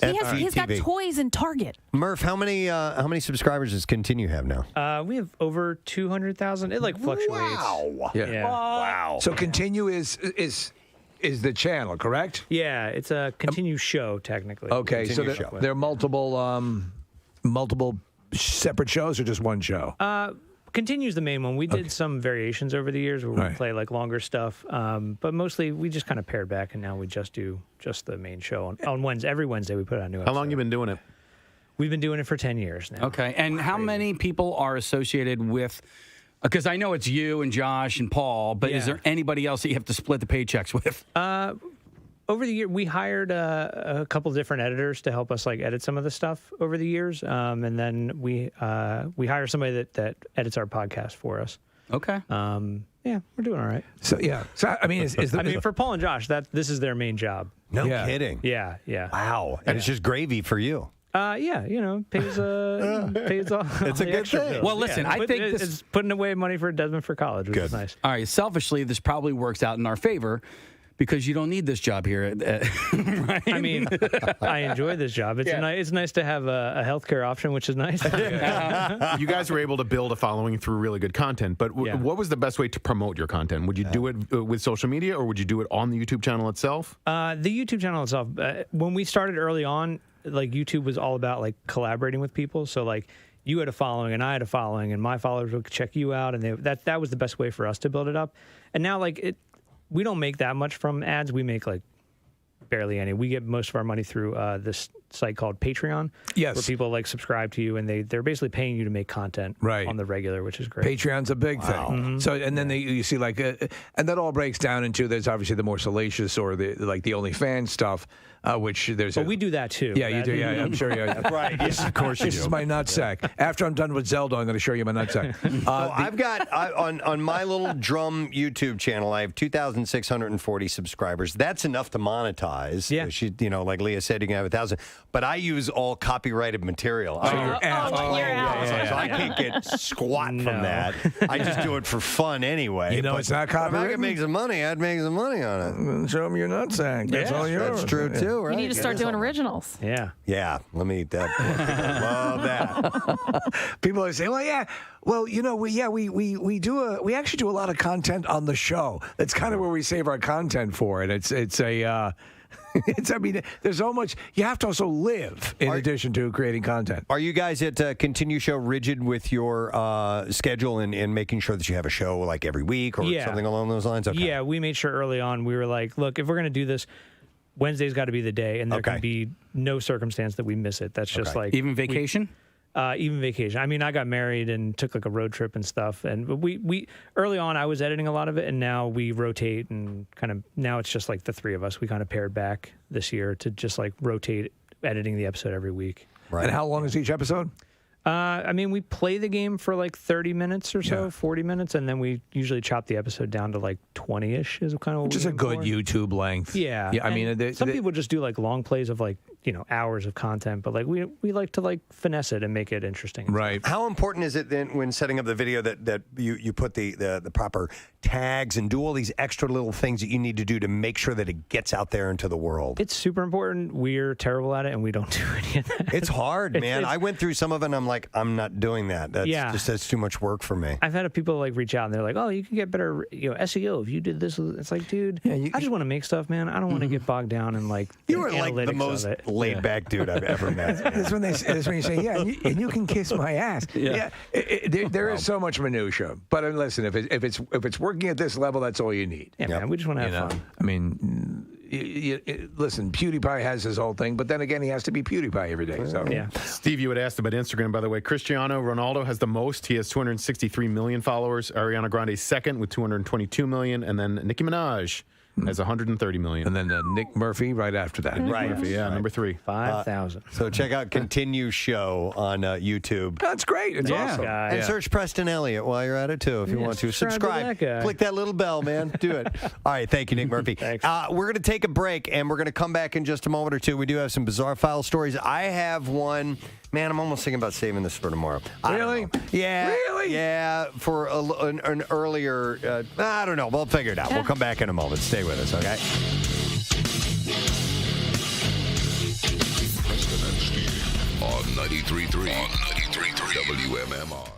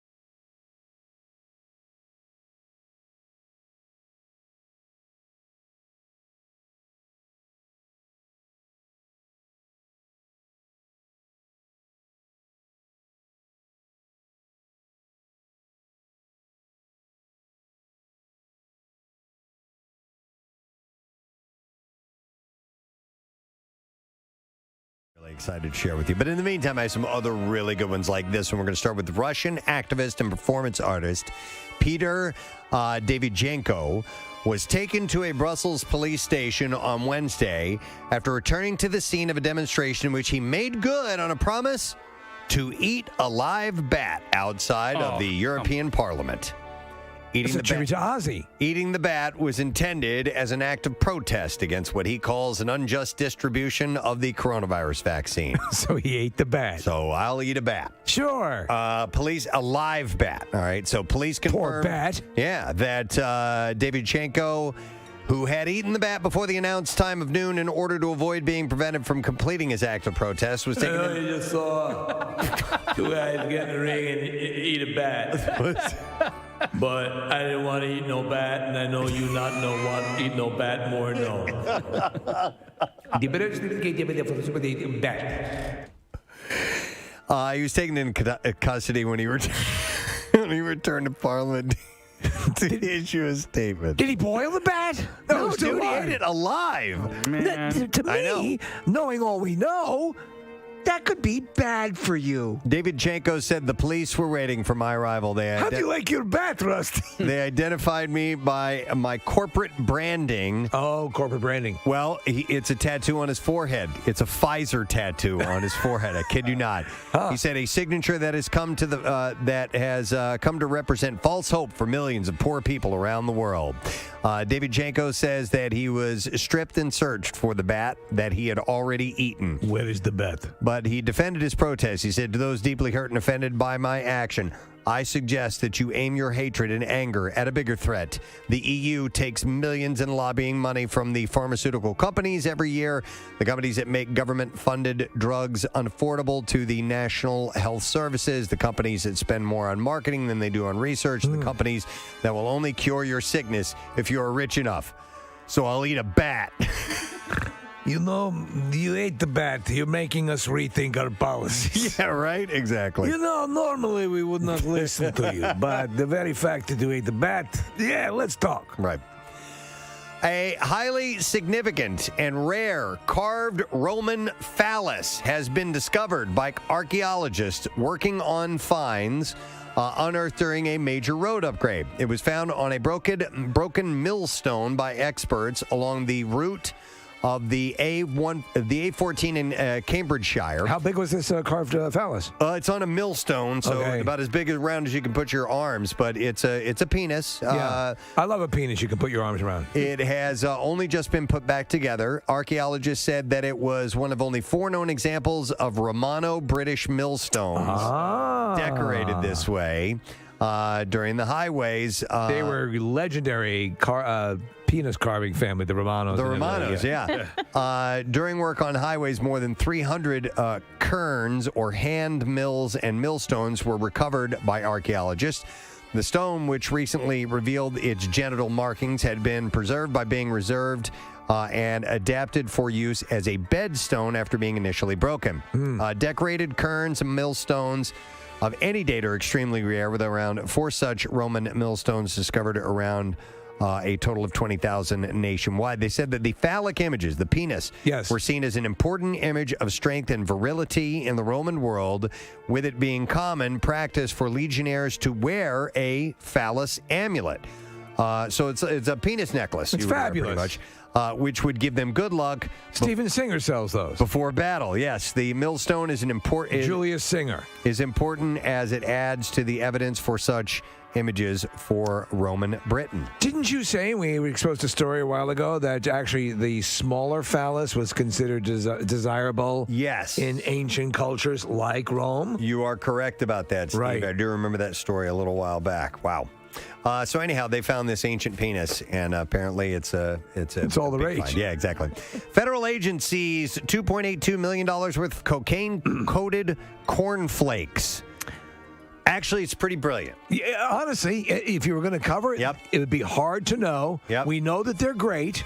Tony tells us. These are really great. Now we know why he's so amped up. Officers in Cincinnati intercepted a large shipment of cereal that was headed for... really great! to a private residence in Hong Kong from South America. Officers opened the box and saw cereal with white powder with flakes coated in a grayish substance. They're really great, man. They tested the flakes, and the substance they found was cocaine. Wow. The shipment had 44 pounds of cocaine-coated cornflakes. The agency said, noting that its street value could be upwards of $2.82 million. To be honest, I would go with frosted mini wheats because they have the sugar caked on a lot more on the frosted mini wheats. Yeah, you're correct. Yes. Well, health officials say 2 women dressed up as elderly women and went to a vaccine distribution site in an effort to get vaccinated in Florida. Body camera footage showed the 2 women as they went to the Orange County Convention Center vaccine site. The women were wearing bonnets and gloves. How do old women dress? Bonnets and gloves. They also had already received their first doses, so it appears their efforts were successful. We have our tickets to the Michael Bublé concert. Listen, they would have to wear gloves because hands are a telltale sign of age. Absolutely. No question. The county has been running the site and doing 2,500 appointments a day, vaccinating people 65 and older. Some fire rescue workers who were helping screen and check in people for vaccines noticed something fishy, and the sheriff's office got involved. The women were not charged, but they were cited for trespassing in the incident. It was the yoga pants that gave them away. It must have been.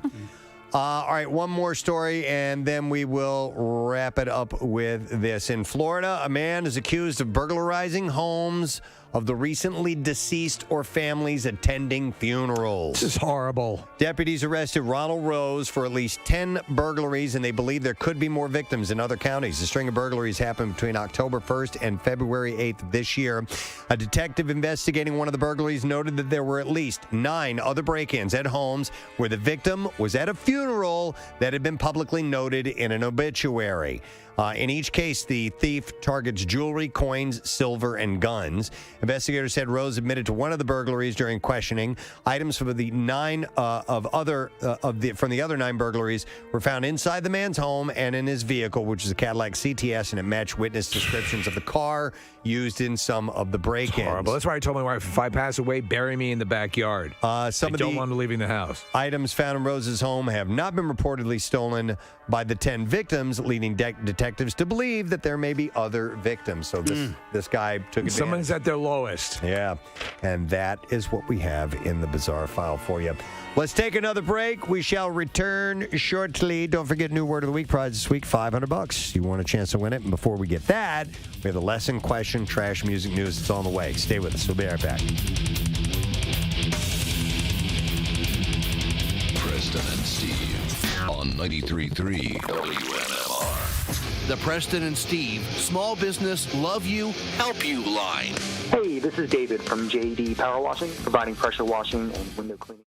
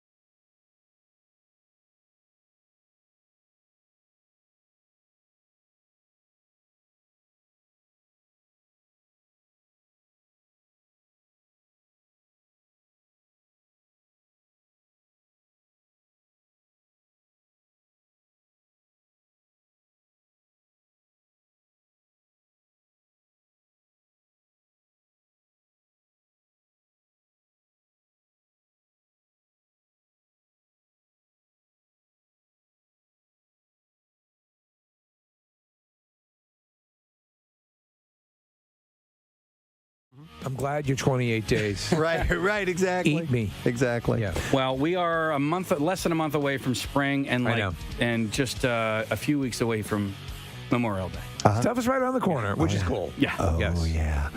But in the meantime, we get a little bit of this weather to deal with, and we're going to be warming up, though. Tomorrow's high 44 and then 56 on Wednesday. That's good. Warmest day of the week. It'll be cooling off a little bit after that, but it should have an impact on a lot of the snow that we see on the ground currently. We're going to do today's lesson question. We are going to ask you to call if you know the answer to it, and if you get it correct, we are going to give you a $100 Visa gift card.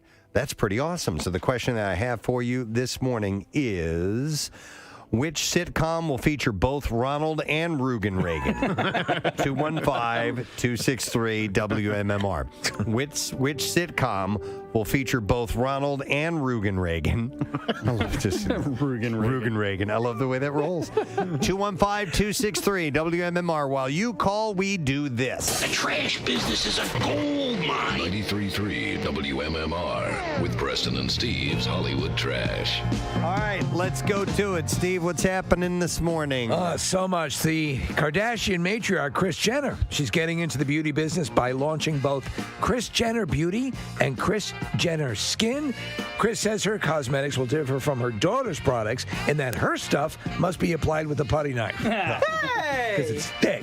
Former Ray Donovan star Octavius Johnson arrested after he threw a fire extinguisher at a female jogger. Johnson says the incident was a misunderstanding, and he was just trying to start an old-fashioned fire extinguisher fight. Oh, my God. And finally, we heard about this before. Armie Hammer's ex-girlfriend, Paige Lorenz, telling Dr. Oz that after an incident in which Hammer carved the letter A above her pubic area, he then licked the blood off the wound. Lorenz says she was so shocked that she stormed right out of the Pizza Hut. All right, let's see if you know the answer to this question. What is the sitcom that will feature both Ronald and Rugen Reagan? 215-263. It's worth just asking the question. WMMR, and it is Sean that we go to for the answer. Hey, Sean, good morning. Hey, guys, good morning. Good morning. All right, so what's the name of the sitcom that will feature both Ronald and Rugen Reagan? My Two Reagan. You got it, Sean.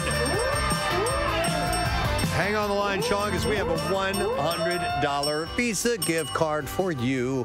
Don't miss the 2-hour premiere event of Superman and Lois on the CW. A special 90-minute series premiere of Superman and Lois is followed by the one-time broadcast of an all-new special, Superman and Lois, Legacy of Hope. You can catch it tomorrow night at 8 p.m. only on the CW Philly. I'm curious to see this. Yeah. This is, dipping back into the Superman realm as a series. Yeah. All right, time for music news. Here we go. Now, Preston and Steve's Music News on 93.3 WMMR. Music news this morning brought to you by Salus University. Salus University offers some of the fastest growing and highest paid health professions in the country, including optometry, audiology, and speech language pathology. Salus University, the future of health science since 1919.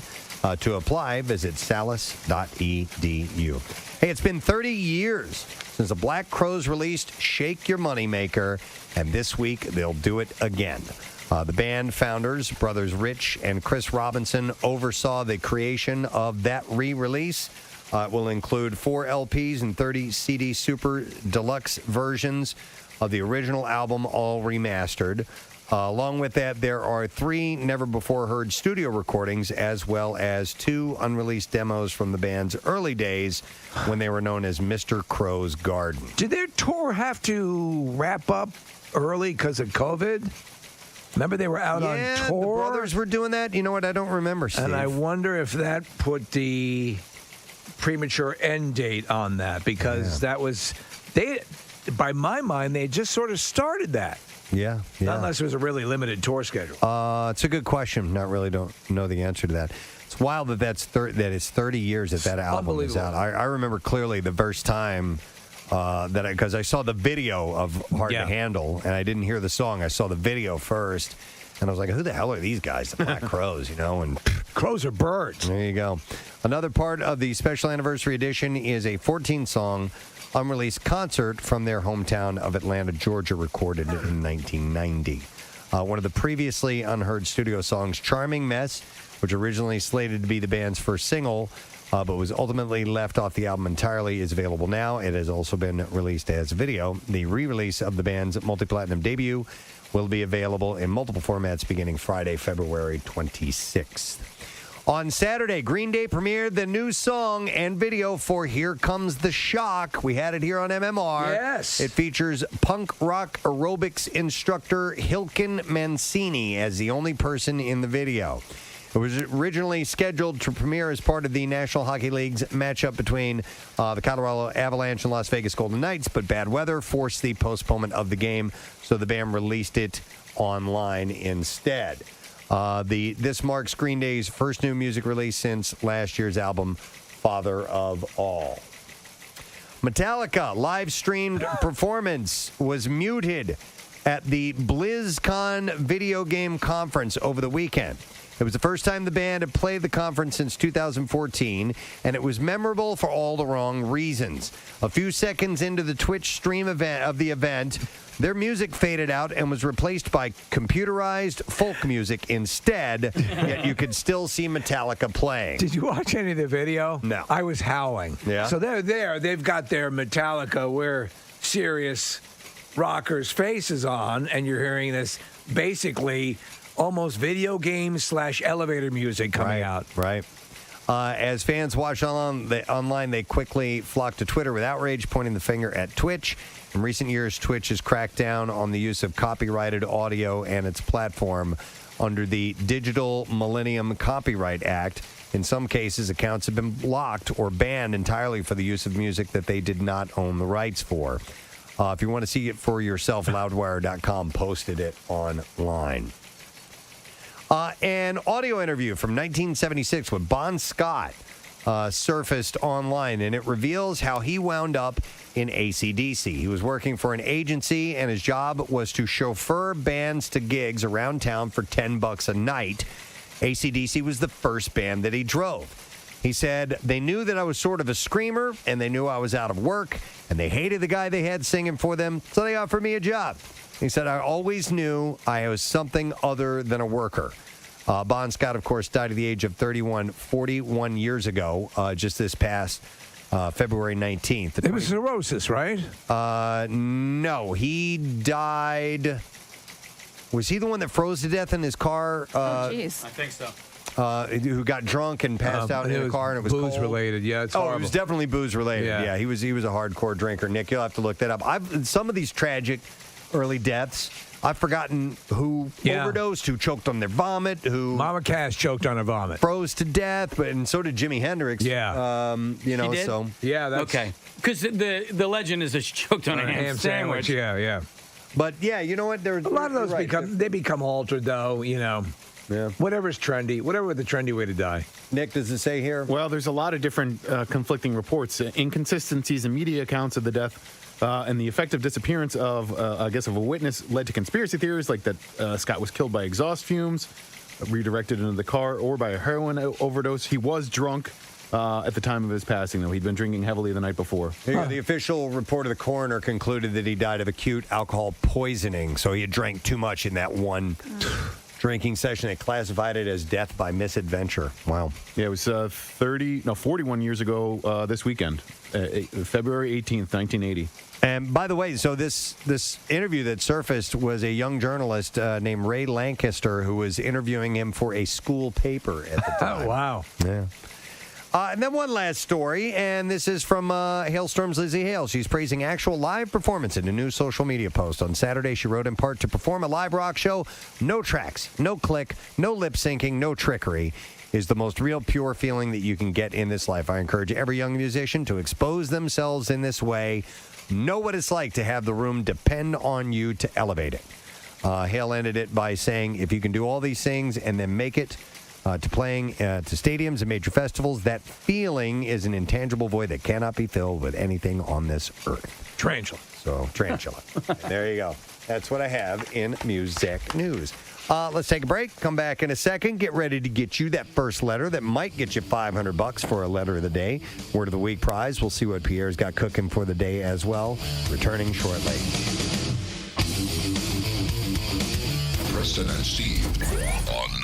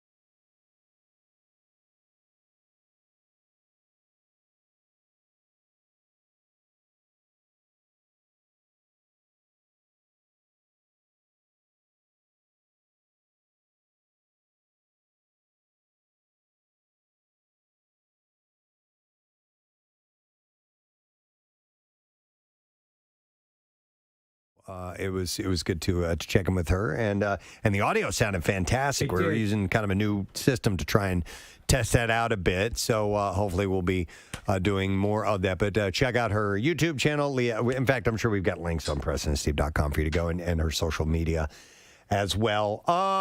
And that's all the thank yous. That's the only guest we had this morning. And Bill Burns, who came in from sales. Yeah, Burnsy popped Nick Murphy. in. Tell us about a seat that caught on fire on a flight that he was on one time. That's right, yes. And, and Nick Murphy giving us the background. About how he set a seat on fire on a plane one time. What it's like to be a talented YouTuber. Yeah. All right, we need to do the letter of the day, and I guess we're going to handle that, Case. You ready? Yep. All right, here we go. Preston and Steve on 93.3 WMMR. Now, the Daily Letter. The Preston and Steve Show is brought to you today by the letter L, as in London. You sound like you're from London. All right, so we have 5 letters put together to make word, and the prize will be $500, which we'll give away on Friday. It's part of a T-Mobile 5G Fridays that are taking place, where T-Mobile is giving away 5Gs in the name of speed. Whoa! With the Preston and Steve Show. So for another shot at $500, click contest at WMMR.com and enter to win one of 5 $500 online prizes.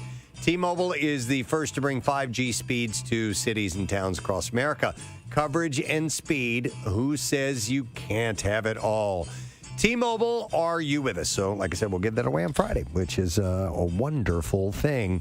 I would like to thank the sponsors of this very program, the Preston and Steve Show, brought to you today by Acme Markets, fresh foods, local flavors, and also by Dunkin', the official coffee of the Preston and Steve Show, and by Citadel Credit Union, committed to building strength together to build a better future for us all. Tomorrow on the program, we're gonna have a guy who is doing an all beer fast for Lent. Yes. Yeah, you got to have respect for somebody like that. Was what Jesus told us to do. That's all he's going to do is drink beer for the next 40 some odd days. So what can go wrong? We'll talk to him tomorrow, and we'll find a few other things to get into. That's it. We're done. Rage on. Have a great day, and we shall see you tomorrow, friend. Bye-bye.